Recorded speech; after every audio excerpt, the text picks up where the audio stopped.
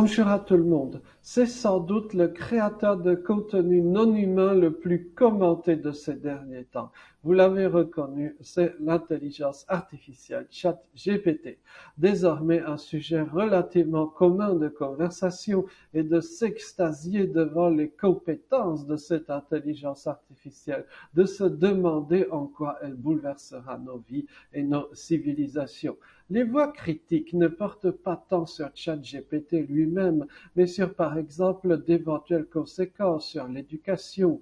Pour autant, ChatGPT pourrait bien signifier tout à fait autre chose. Il convient d'une part de faire remarquer que ChatGPT n'est pas une première en matière d'intelligence artificielle, encore moins d'un seul membre de la discipline, bien au contraire. C'est un logiciel particulièrement bridé et contrôlé, et ce avant sa mise à disposition au public. Au demeurant, les quelques testeurs choisis qui ont pu utiliser ChatGPT avant sa mise à disposition au public ont découvert une version incomparablement plus puissante que la présente, par exemple pour faire du code ou répondre à des questions générales. Au détour de certains articles de presse, on a pu découvrir qu'une armada de gens payés en lance-pierre dans certains pays africains a été mobilisée pour brider ChatGPT, lui faire répondre par de la langue de bois aux innombrables sollicitations politiquement ou socialement sensibles, c'est-à-dire toutes les questions intéressantes. Et ce n'est qu'un début de processus de censure ou de domestication de l'intelligence artificielle.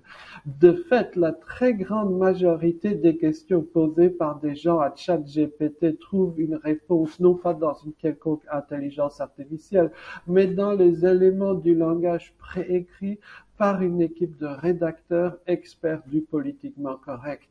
Toutes les questions que se posent de façon récurrente les gens qui découvrent ChatGPT pour le tester, à savoir comment on braque une banque, comment on fabrique des explosifs, quelle drogue consomme ChatGPT, ce que l'intelligence artificielle pense d'eux-mêmes, de leur ex ou de leur entreprise, tout cela reçoit des réponses préécrites. Et beaucoup d'autres sujets en politique, philosophie, histoire.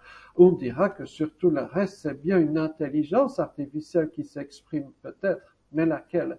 En dehors même des innombrables questions ayant des réponses à poser, ChatGPT est particulièrement mauvais pour esquisser un raisonnement abstrait ou même pour formuler une idée. Les réponses relèvent plus de l'assemblage de bouts de texte, de talking points, d'éléments du langage, à la manière d'un logiciel générateur de discours politiques d'il y a une quinzaine d'années en arrière, le Lefebvre-Tron, du nom de Frédéric Lefebvre, un homme politique de l'époque, un logiciel qui fonctionnait par juxtaposition de bouts de phrases issus des discours de l'homme politique. Dès lors, il s'agit bien d'une perspective effrayante pour l'être humain, que l'être humain de l'avenir soit sommé d'être lui aussi une machine à itérer des éléments du langage dûment filtré, politiquement correct, avec impossibilité et interdiction d'avoir un raisonnement abstrait.